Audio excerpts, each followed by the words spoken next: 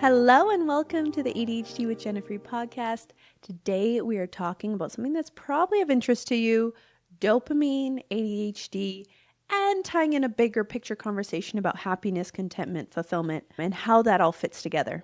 So I'm going to start by diving right into what is dopamine.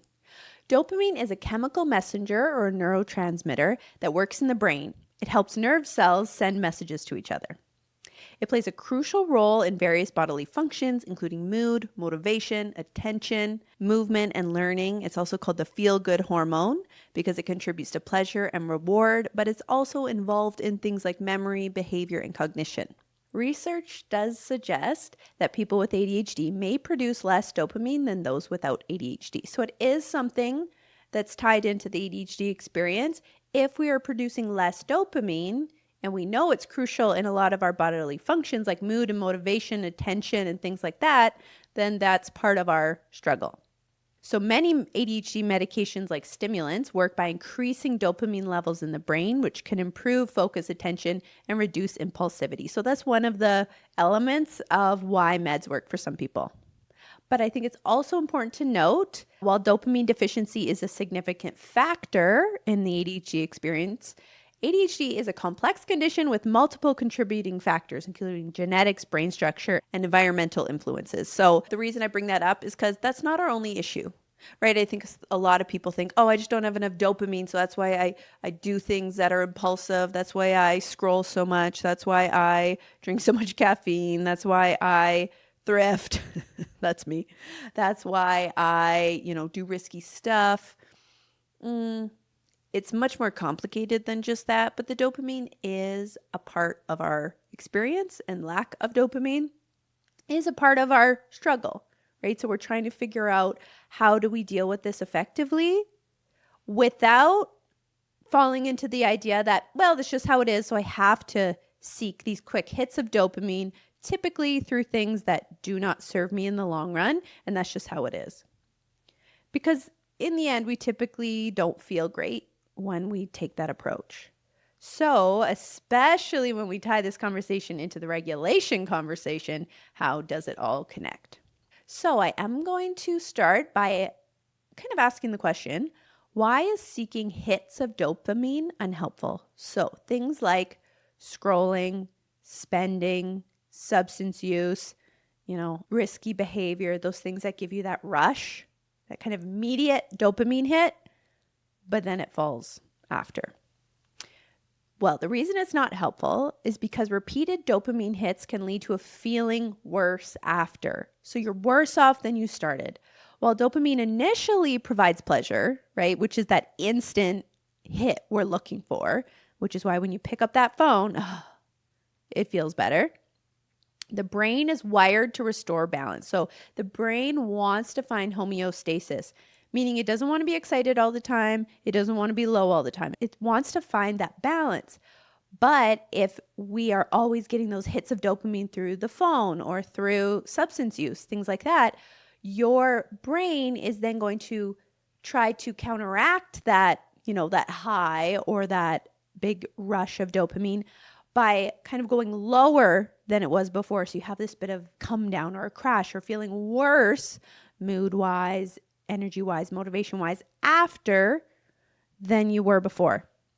So that is why it's not just unhelpful because I've been scrolling for an hour and I was wasting time. We're actually worse off chemically and biologically after than we were before we got that hit. And that is kind of the definition of survival mode, right? And that's what we talk about with regulation and dysregulation. When we're in survival mode, we will tend to be quite short-sighted. We do not have a zoomed out approach. We're really seeing things very close up. And all I know is I'm uncomfortable right now, whether that be from low dopamine or dysregulation, all very intertwined.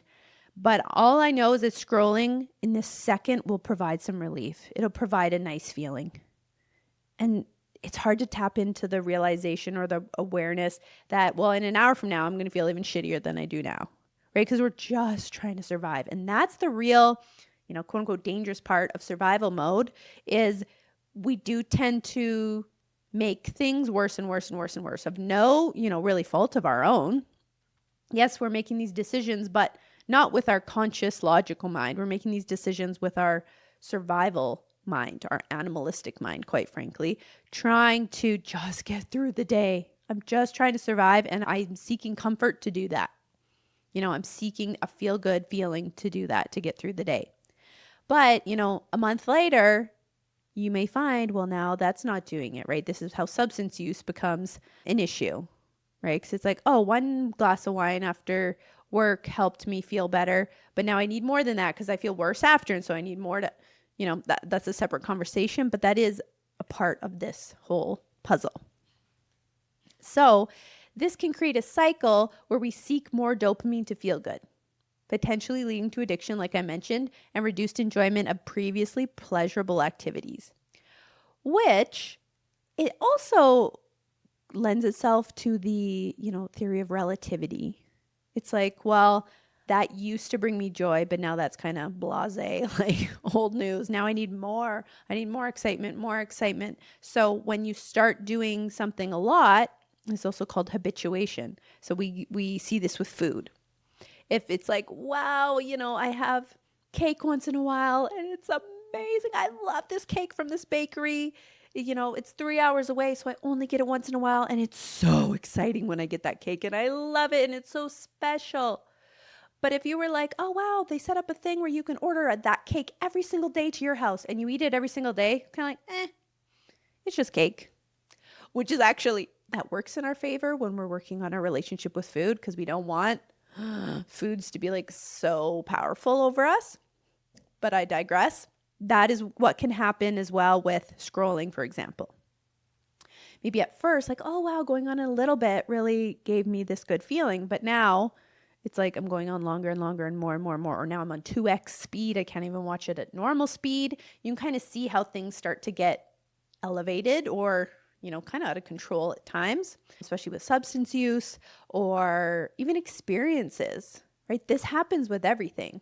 I think my parents are a really good example. Like my dad grew up like with not much, 6 brothers and sisters, in a small town in Alberta. And he went somewhere on his first holiday where it's like, wow, it's so amazing. You're in a motel in the next province over and it's like, wow, this is so awesome. And then as he's gone through life and become more successful and moved out of that small town and everything, it's like now he's been to New Zealand and all these places and it's kind of like, oh, that's cool. Like, wow, the habituation, the normalization of things can happen very quickly. And you probably have seen that for yourself too, of the things that used to bring me excitement and joy and kind of that, oh yeah, I'm excited. Think of when we were kids, how excited, or if you have kids, how excited they are about the smallest, sweetest things. And now as an adult, it's like, I need so much to get excited about something. So we really want to observe, wow, when I go to those hits, it's going to require more and more and more for me to feel good and to have that dopamine experience. So we want to keep an eye on it. Am I heading down that road where I'm just looking for the quick hit? I'm not thinking about the future. I'm not thinking if I am actually feeling worse after. And we want to keep our eyes open for that. So what this is essentially the pursuit of pleasure and the avoidance of pain. Because when we are picking up the phone, right, it's soothing that discomfort. It's soothing the low mood. It's soothing the dysregulation. And it's upping that pleasurable neurotransmitter, dopamine. And so it's like, oh, that feels good. But a really good conversation we need to have about this, because yes, the dopamine thing is real with ADHD, but we don't want to pigeonhole ourselves into thinking, well, I just need quick fixes and hits of dopamine. Because I really want you, before I get into this next part, I really want to ask you, like, are you fulfilled? Are you satisfied? Are you feeling content in life? Do you feel, this robust, like, wow, I really feel good about myself and I'm feeling fulfilled is just a great word for it. I'm feeling fulfilled. Like life is filling my cup. And I'm not itching to get that next hit. Like, are you feeling good at the end of the day? If you're in survival mode, probably not. Probably not. But we can also look at how much am I entertaining myself, right? How much of the day am I, kind of quote unquote trying to make myself happy, like with spending, with scrolling, with caffeine. So we don't want to pigeonhole ourselves into this idea that's like, oh, I'm a person who can't control myself and I only need quick hits of dopamine. That's just how I live my life. Because if it is not satisfying you and you're not happy in the end, what is the point of all those hours we're spending entertaining ourselves?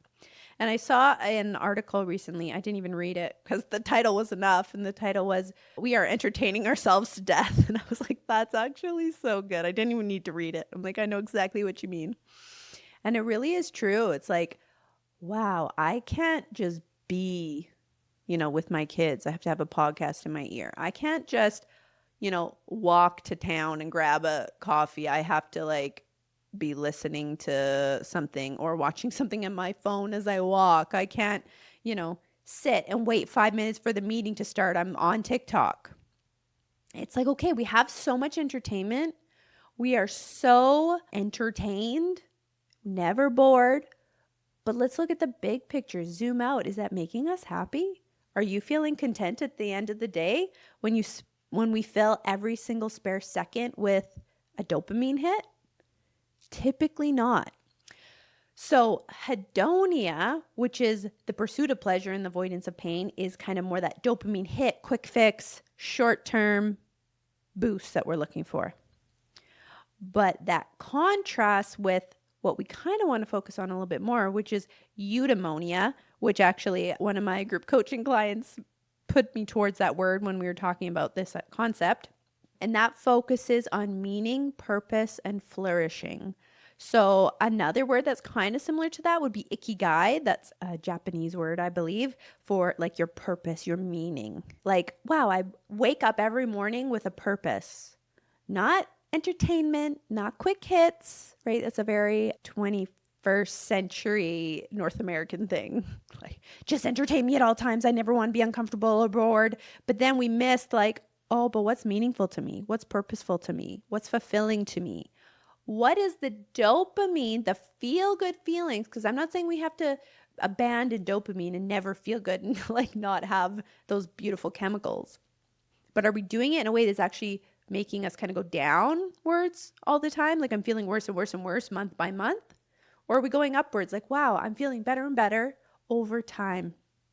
Of course, when we zoom out, we want to see some sort of growth, even if it's slow, versus quick hit, quick hit, quick hit. But then overall, I'm actually feeling worse over time. So if we're looking at eudaimonia and focusing on meaning, purpose, and flourishing, what does that look like when it comes to dopamine? So there are healthier ways to naturally boost dopamine levels, which include engaging activities that promote enjoyment and relaxation, like exercise. That obviously gets chemicals and things biologically happening in your body that can make you feel good. Meditation, spending time in nature, spending time with people in connection, right? That can give us dopamine, but in a healthier, more prolonged way.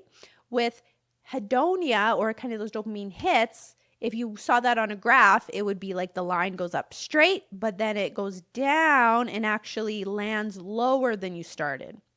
Eudaimonia is like a very slow line up, so much more of a lighter slope, and goes up, but then when it goes down, it doesn't go lower than you started. In fact, it might end up like higher. Like, wow, I feel better after that. Completely, like it's kind of sent me on an upward trajectory instead of making me feel worse after. Additionally, focusing on tasks that lead to a sense of accomplishment, which this is huge for ADHDers.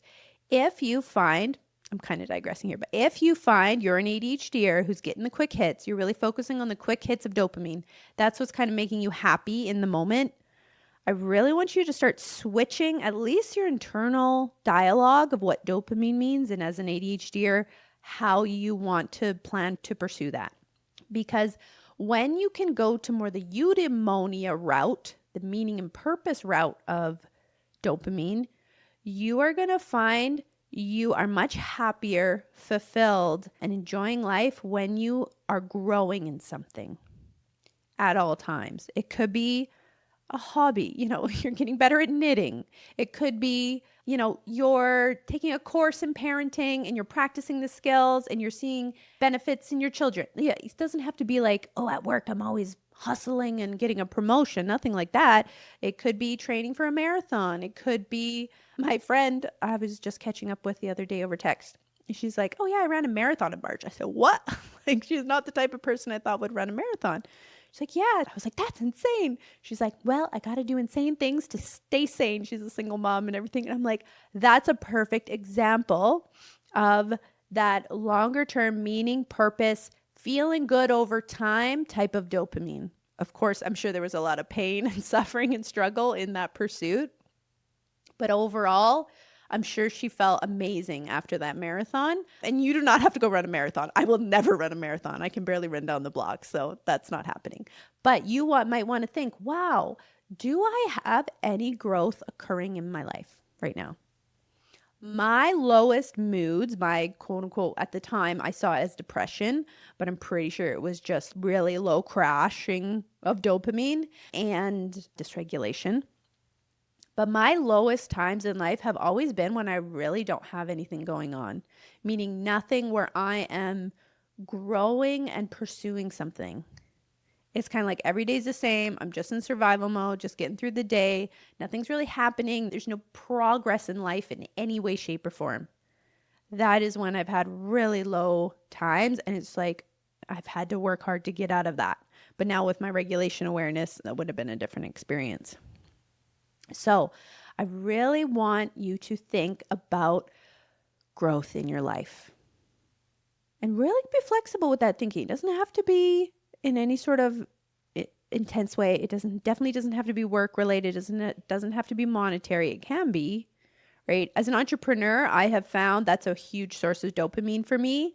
Yeah, it's a slog. It is hard. You got a lot of stress with it. It's definitely not a hit of dopamine. It is like, I'm going to walk through the mud and get to this place and feel like I've really achieved something.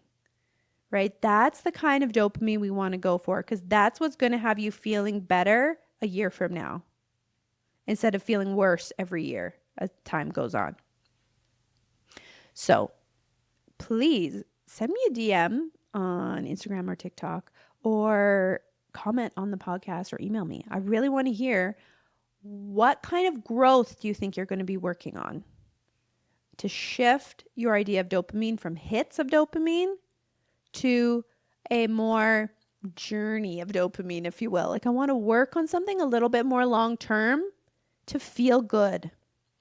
I have found this with sewing. It's something, I haven't gotten back into it in quite a while, but that feels really good. Is it like a thrill? It's definitely not giving me a hit of dopamine. But my goodness, when I sew something, if you're watching the video, I made this pencil case. This is like the best thing I ever made. I use it every single day, and I always see it and like it feels good, right? When we're accomplishing something, learning something, we feel good even when it's hard. And that is where, when we look back at the dopamine conversation and that hedonia version of it, like the quick hit, and I feel like worse afterwards, that's the pursuit of pleasure and avoidance of pain. When we're avoiding pain at all costs, you're probably going to be quite dissatisfied with life. You are probably not going to have much meaning or purpose or feel very fulfilled, because fulfillment tends to come from getting through the hard stuff. And I saw a really lovely quote recently on TikTok, I think. I really am working on my relationship with TikTok and not scrolling. But it was a nice quote. It said something like, how lucky am I to be struggling in a pursuit I chose, or like be struggling with a hardship that I chose. And like, that's so nice. It's like my friend with the marathon, me with my business and my entrepreneurship journey, me with my sewing, like lots of things go wrong, but it's like, wow, there's pain there and frustration and difficulty. But when you overcome it, my goodness, you feel good. And that is how we build, kind of almost like building a foundation of dopamine, if you will. Like, wow, I feel good and fulfilled. And that's becoming my homeostasis, my balance, instead of I keep getting hits of dopamine and then my homeostasis brings me down, right? That brain's trying to find balance to get out of that high, and now it's pulling me lower and lower and lower. We want to work on dopamine that's building over time and making us feel better and better and better. And that really, I have really found that to be the case. If I continue growing in something, I continue to feel better and better and better. Do we have hard times? Yes. Right now, I'm also learning tennis, but I'm loving it, but it's like painful. It's so hard. It's really hard. And all I see is how much I still don't know, how much I still, I'm doing very poorly. But my goodness, you feel good after because it's like, wow, I'm trying something difficult. So when you are in survival mode, naturally, biologically, you are going to pursue pleasure and avoidance of pain. That is not the answer. That is not the answer to happiness. That is not the answer to feeling good. That is not the answer to fulfillment. But it's what we're going to do when we're in survival mode. So I'm not here to shame or blame at all because there's never room for that in regulation work. But I do want you to come out of this conversation thinking differently about dopamine. Okay. One last little tidbit I will say. When we are zoomed in and dysregulated, when you are in survival mode, your brain is zoomed in, meaning all I can see is this hour. All I can see is how good that TikTok will feel right now. It's like a drug. It really is. Or how good that, I'm going to go shopping right now instead of, doing the work I was planning because that's going to make me feel good. But then later you feel so guilty because you didn't need the stuff and you didn't even have that money to spend. And now we're feeling worse than when we started. But the zoomed in brain, which when we are dysregulated, your brain is naturally zoomed in. It loses perspective. Time horizon shortens. All I can see is kind of like the next hour, the next few hours. I'm not connecting with the reality that like, how am I going to feel about this tomorrow? When we are more zoomed out, which at this point, you might just want to do that more intentionally. Like, oh, I see I'm really zoomed in here and just focused on this afternoon. So what we want to do is zoom out, kind of like a mental exercise. If I zoom out and think, okay, let me look at what I'm doing. Is the way I'm pursuing dopamine making me happy overall? And honestly, if it is, I don't care what you're doing. If you are happy, you are content, you are feeling good about your life and you are enjoying this journey, carry on. There's no, this is right and this is wrong and you're bad if you scroll. And if that makes you happy, you are a bad person. No. This is simply looking at, is your life working for you? Are you fulfilled, happy, and content? And if not, are you okay with that? Right? And if you are not okay with that and you're like, wow, I really want more fulfillment and true happiness in my life.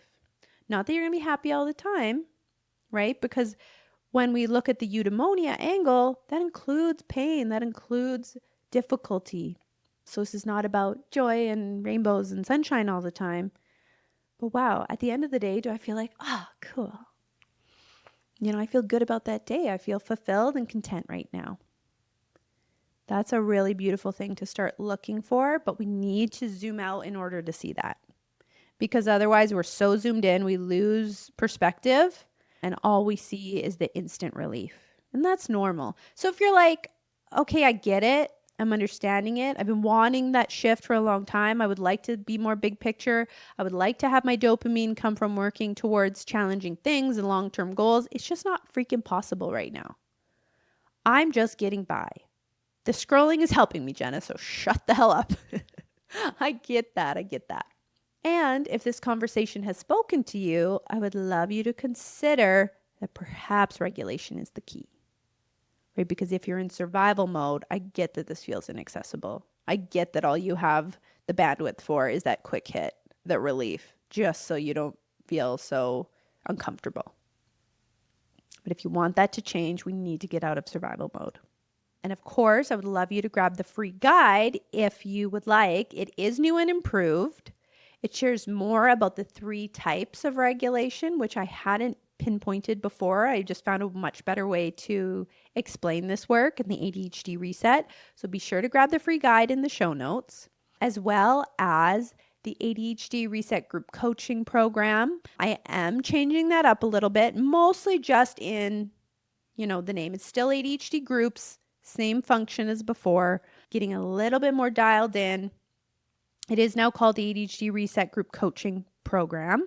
So be sure to check that out. I'll put the information of that in the show notes as well. I will be doing a little bit of a pre-sale for the next round. I've had so many people every day since the last round closed saying, is it too late? Is it too late? Is it too late? So I know there's lots of people ready to go. So what's really cool is this pre-sale will be the week of June 9th. So I'll be opening the doors just for 5 days. And if you join then, instead of waiting till the actual program opens end of July, you will also get a course that I'll have. It is a pre-recorded course, which I know is not always perfect for us, but it'll be very succinct, very quick, and very interesting, I think, about how do I set up, my tools that I'm using, my home, my environment, and kind of the physical stuff before you start the reset and the work to get regulated. Because we need to look at our environment and our tools and kind of more tangible stuff in a regulated way. And it is a unique perspective of tackling that sort of stuff when we look at it through a regulation lens. So you get a free little course before we start the program if you join the week of June 9th. So I'm really excited for that. I've never done that before, but the course is really coming together and it's pretty fun and very made for the ADHD brain. So it's quick, to the point, visual, not to worry. I'm not going to drone on and on. Maybe sometimes on the podcast I do, but hopefully you're finding it all helpful. So please rate and review, follow along on the podcast. It really helps a lot. Share with a friend. If someone's been talking about, their phone addiction, about dopamine, send this along. It's a bit of a different perspective, and I think it's really going to help our own vision of what does dopamine mean, what does having low dopamine mean, and how can I pursue a dopamine and feel good feelings in a way that's going to actually help me in the long run. So thank you so much, and we'll see you next week.